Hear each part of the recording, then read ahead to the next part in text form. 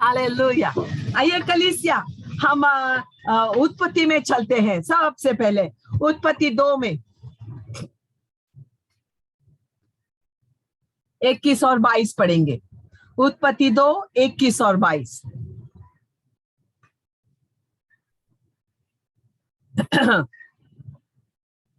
Okay.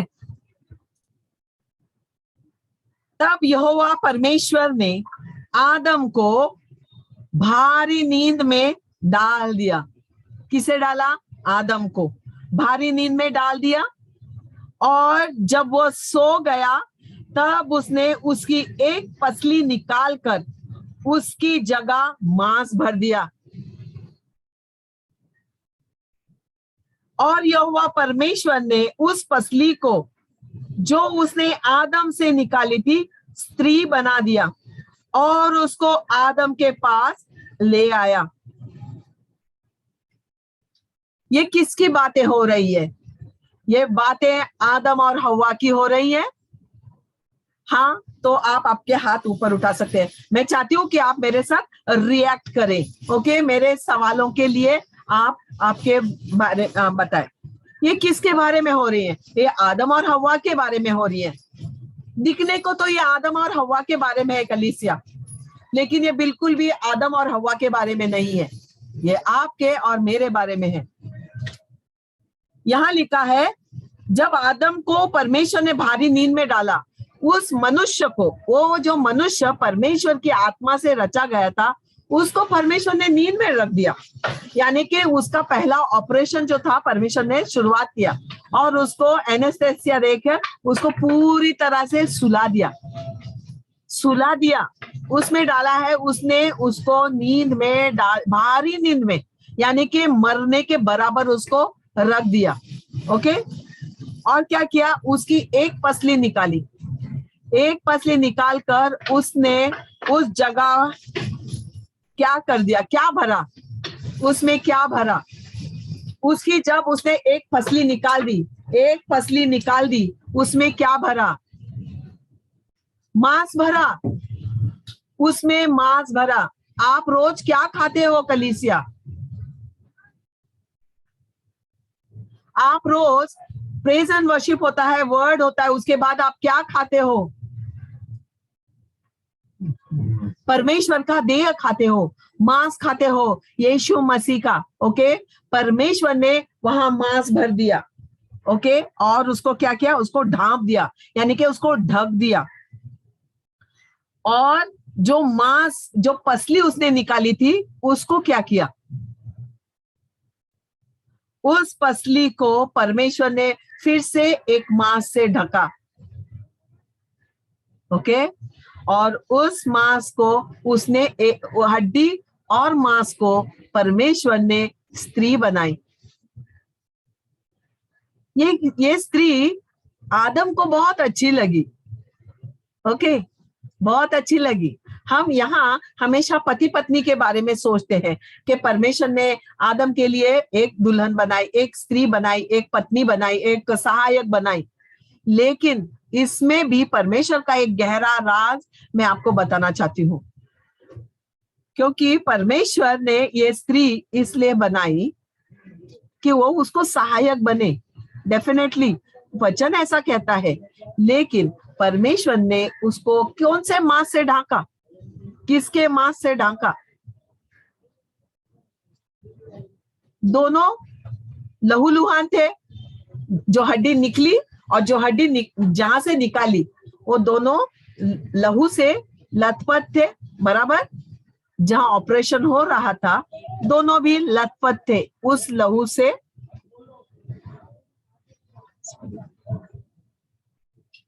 यहाँ Jamuna aunty है, okay, WhatsApp पे। ओके, सी, ओके, ओके। बाइबल कहता है कि परमेश्वर ने आदम के उस पसली के जगह में मांस भर दिया। इसलिए भरा और उस हड्डी को मांस से ढका और उसमें से उसने एक स्त्री उत्पन्न किया। यानी कि एक मनुष्य को परमेश्वर ने एक कलीसिया दिया, एक आने वाले दिनों के लिए दुल्हन दी। ओके, ये पुरुष नींद में था और ये स्त्री जागी थी। जब उसने आंखें खोली तो देखा तो बहुत सुंदर है। आपके लिए और मेरे लिए आज के समय में, इस समय के लिए इस दुल्हन को तैयार किया कि हम इस दुल्हन को सजाएं, संवारें, पवित्र रखें। ये कलीसिया है, प्रभु की एक कलीसिया है। उसने एक महिला बनाई। ओके, बहुत सारे चर्चेस कहते हैं कि यीशु मसीह यहाँ आने वाला है, वहां आने वाला है। नहीं, मेरे समझ में वो हमारे पास ऑलरेडी है। ओके, जिसको हम आदर करते हैं, जिसके पास हम रहते हैं। ओके, दुल्हन बनाने से पहले परमेश्वर को थोड़ा सा काम भी करना पड़ा। ओके, एक तो आदम को सुलाना पड़ा, दूसरा उसकी पसली निकालनी पड़ी। पसली निकालने का अर्थ क्या है पता है? उसके जो मनुष्यत्व है, जो शारीरिक है, उसको निकालना परमेश्वर का उद्देश्य, और वहां अपना मांस लगाना, यानी कि तुम मेरे में, इसीलिए परमेश्वर का वचन कहता है तुम मुझ में बने और मैं तुझ में बना हूं। ओके, हमारे में बना हुआ तब से, ओके, उस वक्त से आज तक। और उसने क्या किया? मांस से ढांप दिया। यानी कि एक दुल्हन तैयार करने के लिए, आज का मेरा टाइटल है, सब लोग कहते हैं ये समय का जो गवर्नमेंट है वो कहता है मेक इन इंडिया। मैं तो कहती हूँ ब्राइड मेकिंग है। एक दुल्हन को तैयार करना, एक दुल्हन को बनाना। ओके, आप और मैं जहां बैठे हैं, हम एक दुल्हन को तैयार कर रहे हैं, हमारे परिसर में, हमारे घर में, हमारे समाज में, हमारे जीवन में। ओके, एक दुल्हन तैयार कर रहे हैं। जब दुल्हन तैयार किया तो उसने क्या किया? सबसे पहले जब आदम और हव्वा ने थोड़ा सा गलती किया, ओके, तो परमेश्वर वहां क्षमा भी कर सकते थे ना, क्षमा कर सकते थे ना, कर सकते थे। लेकिन उसने क्या किया? उनको सबसे पहले गार्डन में से बाहर निकाल दिया। ओके, जब हम प्रभु में आते हैं, परमेश्वर हमें हमारे जीवन से हमें निकाल देता है, हमारे पापमय जीवन से, हमारे आराम से, हमारे वो सारी जिंदगी हम जो बिता रहे थे पिछले समय, जब हम मसीह में आने से पहले क्या नहीं कर रहे थे? हम सब कर रहे थे। कोई शराब पी रहा था, कोई सिगरेट फूंक रहा था, तो कोई तंबाकू चाट रहा था, तो कोई स्टाइल मार रहा था, तो कोई बार में था, तो कोई और कहाँ गलत जगहों पे काम कर रहा था, कोई पाप कर रहा था, कोई मुंह से छल कर रहा था। परमेश्वर ने इस गार्डन से हमको निकाल दिया। था तो सब आराम हमारे लिए। परमेश्वर ने आदम और हव्वा को गार्डन में से बाहर कर दिया, कलीसिया के बाहर निकाल दिया। या क्यों? ताकि वो जाकर उस दुल्हन को तैयार करने में लगे रहे। आमीन कलीसिया।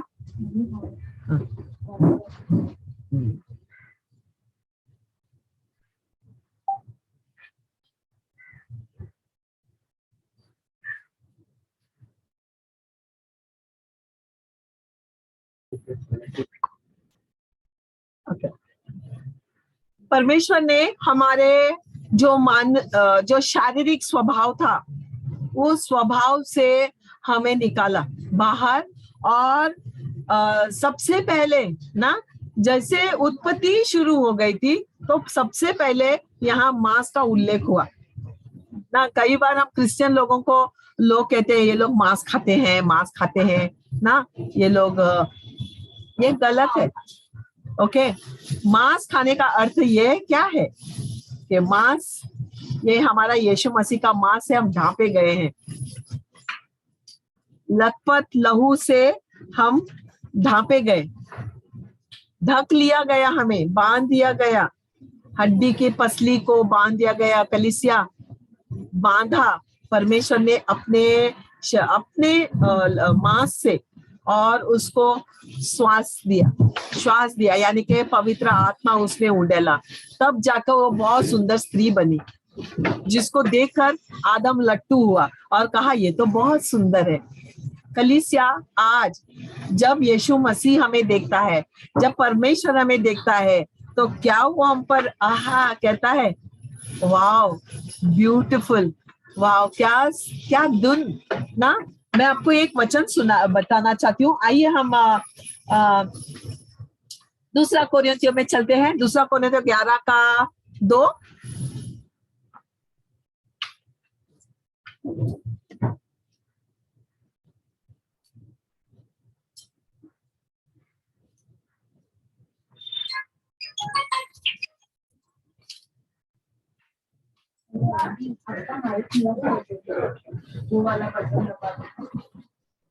दूसरा कोरिन्थियों 11:2 वचन कहता है, क्योंकि मैं तुम्हारे विषय में ईश्वरीय धुन लगाए रहता हूं, इसलिए कि मैंने एक ही पुरुष से तुम्हारी बात लगाई है। 4 पुरुषों के साथ हमारी बात नहीं लगाई है। अगर हमारा डैडी हमारे लिए शादी की बात करता है तो सिर्फ एक पुरुष को देखता है।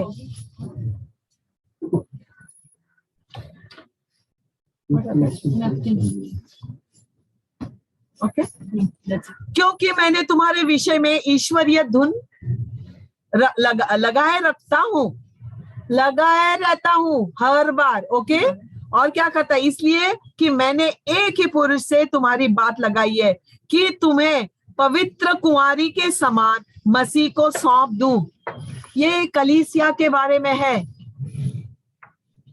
4 पुरुषों के सामने मैं तुम्हारा नुमाइश नहीं करता हूं, मैं एक पुरुष के सामने जो यीशु मसीह है। कलीसिया परमेश्वर का वचन बहुत सही और बहुत ही पवित्र है। वो कहता है कि मैं तुम्हारे यहाँ वहां हम परमेश्वर को ढूंढते नहीं है। ओके, हम परमेश्वर को जानते हैं, तो हम एक ही जगह बहुत विश्वास योग्य। क्या हम अपना घर छोड़ के जाते हैं? क्या हम हमारे पति के अलावा और किसी पति को देखते हैं? नहीं, बिल्कुल भी नहीं। और ये हमारे लिए जायज भी नहीं है। ओके, ना ही हमारे पति और किसी स्त्री को देखते हैं। तो हमें क्या जरूरत है कहीं और जाने की? क्योंकि परमेश्वर कहता है कि मैं तुम पर धुन लगाए रखा हूं, यानी कि मैं तुझ पर मन लगा के बैठा हूं। ओके, अगर परमेश्वर ने मांस को बंद नहीं किया होता तो मनुष्य जैसे आजाद था वैसे ही वो आजाद रहता, क्योंकि उसको मांस से ढांक दिया। अब वो कोई उसको खोल नहीं सकता है। जिसको परमेश्वर ने बांधा उसको कोई खोल नहीं सकता। परमेश्वर ने जिसको खोला उसको कोई बंद नहीं कर सकता, और जिसको उसने बंद किया है उसको कोई खोल नहीं सकता है। ना मनुष्य, ना कोई ताकत, ना कोई शक्ति। आमीन कलीसिया।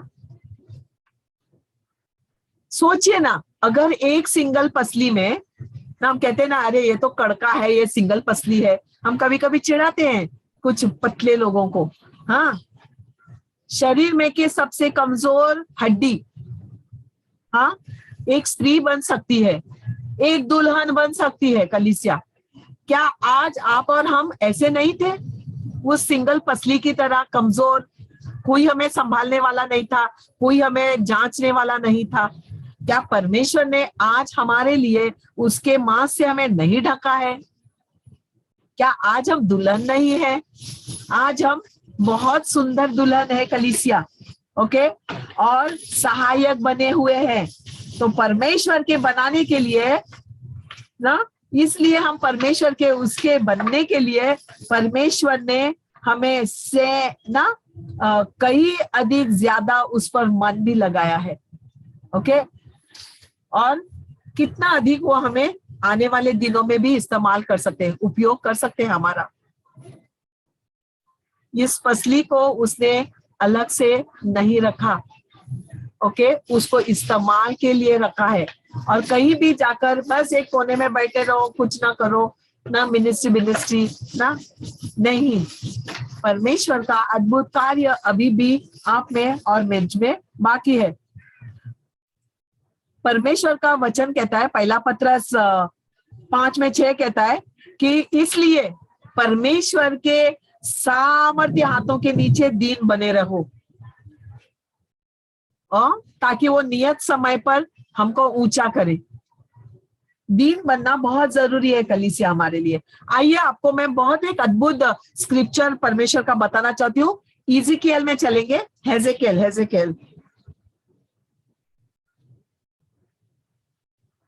में चलेंगे 16 में।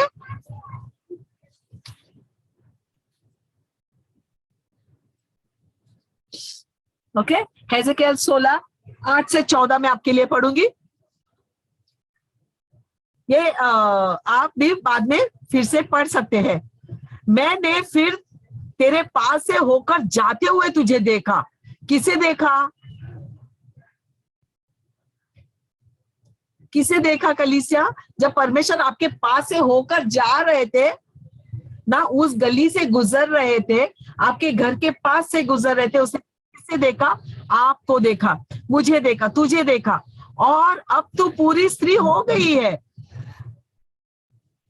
हाँ, और अब तू पूरी स्त्री हो गई थी, इसलिए मैंने तुझे, अब जब तू स्त्री बन गई यानी कि तुम कलीसिया बन गए हो, तो इसलिए मैंने तुझे अपना वस्त्र ओढ़ाकर तेरा तन ढांप दिया। तब परमेश्वर ने अपना मांस से हवा का आदम की पसली को ढांपा। अब कहता है कि मैंने तेरा तन ढांपा है, और सौगंध खाकर यानी कि शपथ खाकर, वाह, शपथ खाकर तुझसे वाचा बांधी, और तू मेरी हो गई है। आपको याद है कुछ जो सिस्टर्स मैरिड है उनको मैं कहना चाहती हूँ, आपने जब शादी की, आपको एक जोड़ा पहनाया गया जो पति के घर से आया था, राइट? पति के घर की साड़ी या जो भी आपने ड्रेस पहना, वो पति के घर की थी, राइट? ठीक ही नहीं थी? थी। ओके, हम हमारे माँ के घर से एक साड़ी पहन के गए थे, वहां दूसरी साड़ी उन्होंने अपनी पहनाई, इसलिए कि हम उस दिन से हमारे पति के घर की ना लाज बने, उनकी हम अमानत बने, हम हमारे पति की संपत्ति बने। ओके, और तभी मैंने तुझसे सौगंध खाई और तू मेरी हो गई, प्रभु यहोवा की यही वाणी है। तब मैंने तुझे क्या किया? जल से नहलाकर तुझ पर से लहू धो दिया। जो मांस से ढका था, जो लहू तुझ पर लगा हुआ था, उसको मैंने धोया पानी से, यानी के बपतिस्मा, पानी का बपतिस्मा धोया, और तेरी देह पर तेल मला यानी के अभिषेक किया।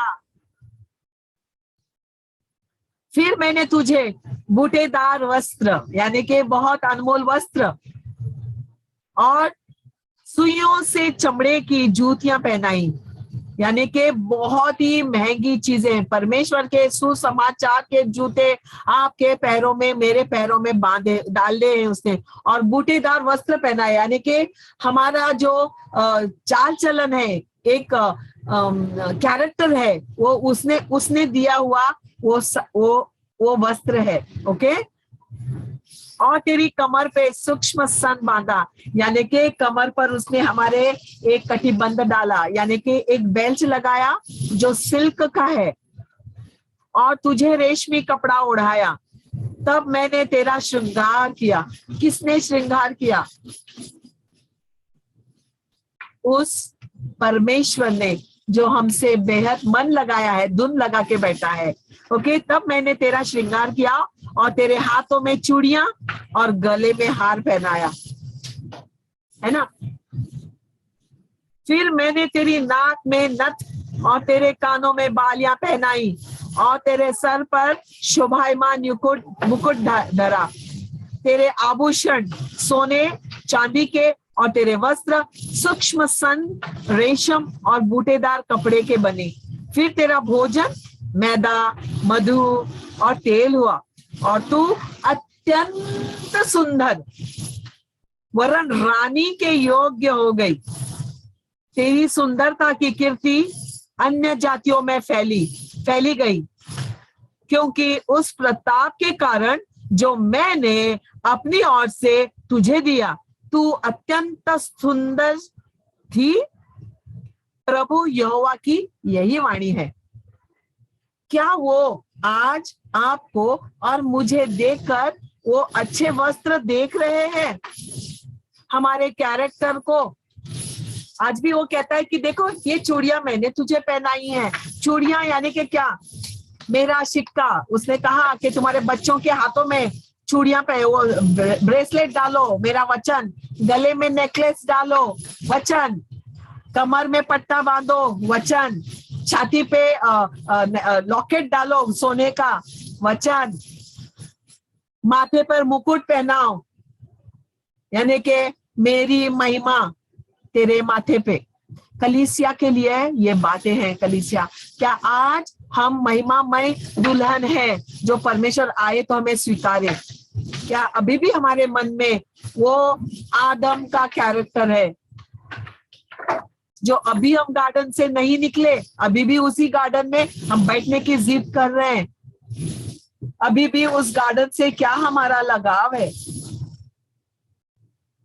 अभी भी हम उन्हीं मनुष्यों को डर रहे हैं, उन्हीं मनुष्यों से डर रहे हैं। वही एबल और केन, वही ना सारे लोग। कलीसिया, हमें बहुत ही सीरियस होना है। यीशु मसीह के आने का वक्त बहुत नजदीक है, बहुत करीब है। और हम एक रहस्य की बात इफिसियों का 5 हमें सिखाता है। चलिए वो भी पढ़ लेते। इफिसियों का 5 और वचन।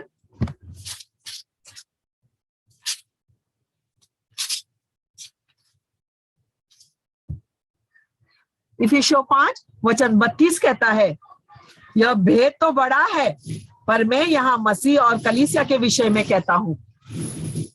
क्या है? ये भेद है, ये रहस्य है।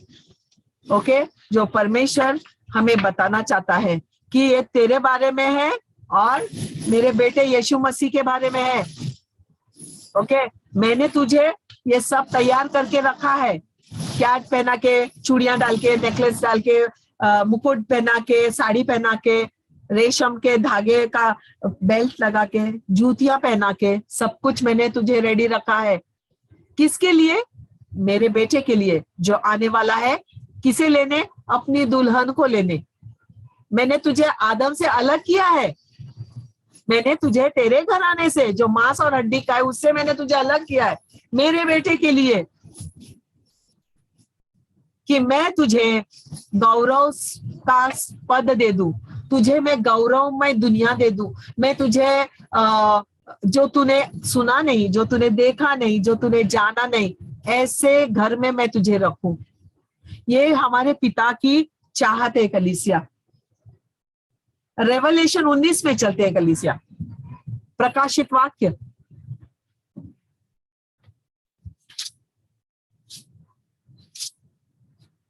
प्रकाशित वाक्य 19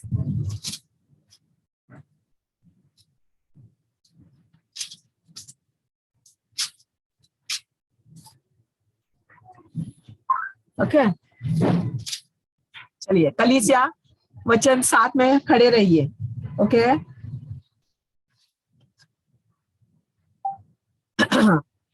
7 से 9 हम पढ़ेंगे। Revelation 19 verse 7 and 9। आओ हम आनंदित और मगन हो और उसकी स्तुति करें, क्योंकि मेमने का विवाह आ पहुंचा है। ओके, अगर आप और मैं इस वक्त जो हमारे लिए कपड़े भेजे हैं, बैंगल्स भेजे हैं, नेकलेस भेजे हैं, जूतियां भेजी हैं, जो भी भेजे हैं, और हम डाल के तैयार हैं, तो आज क्या कहता है कि आज मेमने का विवाह आ पहुंचा है और उसकी दुल्हन ने अपने आप को तैयार कर लिया है। उसको शुद्ध और चमकदार महीन मलमल पहनने का अधिकार दिया है। ओके, बहुत मूल्यवान कपड़े परमेश्वर ने हमारे लिए रखे हैं और ये पहनने के लिए हम तैयार होना चाहिए। ये जो महीन मलमल का जो कपड़ा होता है ना, ये सबसे पहले पहन कर उससे विवाह होता है और बाद में जो जोड़ा लाया जाता है पति के ओर से, उस पर हमारी पहचान होती है कि आज से ये मिसेस डिसूजा है, मिसेस औराद है ना, ये मिसेस पातोड़े है, ये मिसेस मालगे है।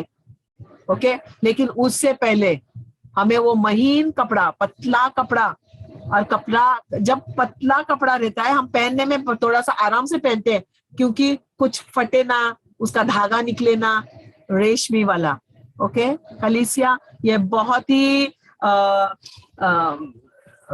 चौकसी रखने वाली बातें हैं। हमारे जीवन को परमेश्वर ने ऐसे ही नहीं रखा। और सोचिए एक बार, ये जो पसली है कहाँ की है, कहाँ होती है? ये हृदय के पास होती है, हमारे हृदय को संभालती है, ढांपती है अंदर के सारे अवयवों को। ओके, परमेश्वर के हम हृदय के करीब है कलीसिया, उसके करीब के हैं, इसके लिए वो हमारी ज्यादा चौकसी करता है, उसको हम ज्यादा पसंद है कलीसिया। हम तो जब शादीशुदा लोगों को कहते हैं कि पत्नी को आदर करो, पत्नी को आदर करो, वो तुम्हारे पैर की जूती नहीं है, ना ही तुम्हारा चप्पल है, ना ये है ना वो है। क्यों? क्योंकि वो हृदय से उसके साथ जुड़ी होती है। वैसे ही हम परमेश्वर के हृदय के पास है, जिसकी रक्षा प्रभु हमारा खुद करता है, उस मांस को ढांप के रखा है, ताकि वहां से कोई भी हमारे हृदय को ना चोरी ना करे, कोई सेंध ना लगाए, कोई नाश न करे, कोई उसको खराब ना करे अपने विचार डालकर। इसके लिए हमारे हृदय को सुरक्षित रखने के लिए परमेश्वर ने अपने मांस को वहां भर के रखा है, जिसकी खबर हमें कभी नहीं थी। कभी हमें समझ में ही नहीं आया कि परमेश्वर ने कैसे ना किया रहेगा, और हड्डी निकाल के ऐसे सिलाया तो नहीं रहेगा, उसको मांस से ढका ताकि वो गैप उसका भर जाए। आमीन।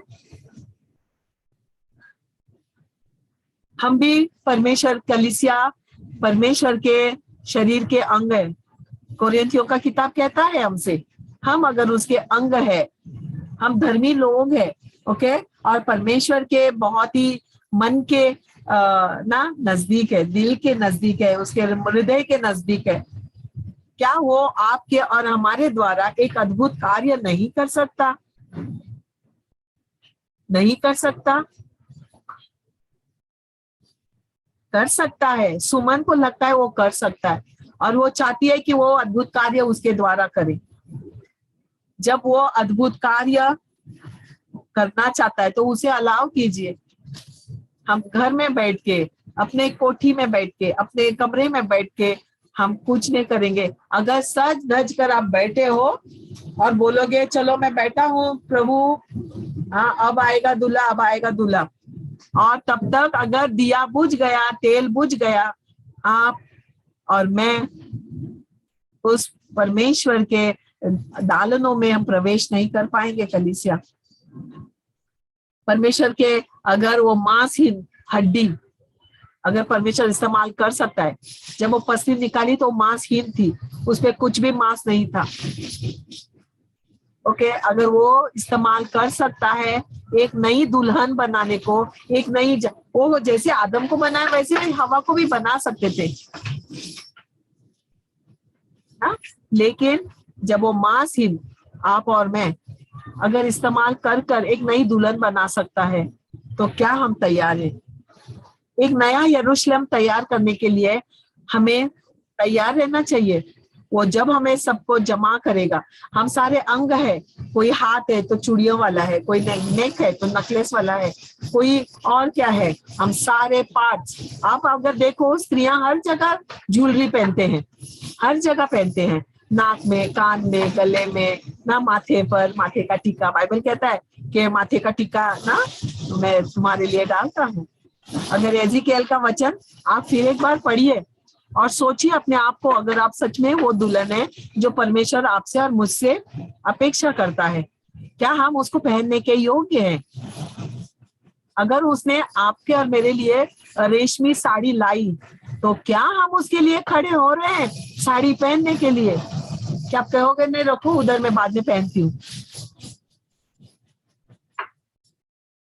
बहुत ही इम्पोर्टेंट सब्जेक्ट है ये, कलीसिया के बारे में, उसके बारे में, यरूशलेम के बारे में, जो वो चाहता है अंतिम दिनों में, जो परमेश्वर अपने द्वारा इच्छा रखता है। आखिरी स्क्रिप्चर हम पढ़ेंगे रेवलेशन 21 में अच्छा 2 कहता है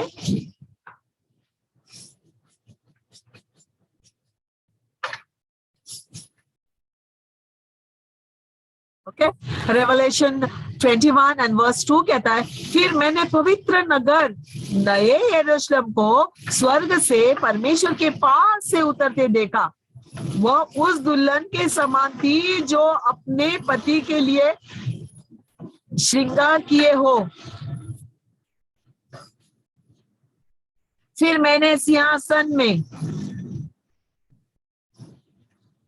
किसी को ऊंचे शब्द से यह कहते हुए सुना देखो परमेश्वर का डेरा मनुष्यों के बीच में है वह उनके साथ डेरा करेगा और वे उसके लोग होंगे और परमेश्वर आप उनके साथ रहेगा और उनका परमेश्वर होगा वह उनकी आंखों में से सब आंसू पोंछ डालेगा और उसके बाद न मृत्यु रहेगी न शोक न विलाप न पीड़ा रहेगी पहली बातें जाती रही वो परमेश्वर इतने सालों के बाद भी हजारों करोड़ों सालों के बाद भी उत्पत्ति से लेके अंतिम में भी कहता है कि अभी भी तुम मेरे लिए दुल्हन हो अभी भी तुम मेरे लिए दुल्हन हो अभी भी मैं तुम्हें दुल्हन के भेष में उस वस्त्र में देखना चाहता हूँ कलीसिया अगर किसी प्रकार से हमारे जीवन में ना गंदगी है किसी भी प्रकार से हमारे बातों में हमारे चर्चा में हमारे विचारों में ना हम जानते हैं हम जाकर कुछ भी ऐसा वैसा कार्य नहीं करते क्योंकि हम मसीह है लेकिन मन को किसने देखा है जाकर आप शायद दारू के अड्डे पे नहीं बैठोगे लेकिन स्त्रियों के बीच में बैठ के सारी बातें अरे बाबा तो वो तो शराबी से खराब है शराबी खाली शराब पी के घर लौटेगा लेकिन आप आपके मन को पूरी तरह से नष्ट कर लौटोगे हाँ हाँ हाँ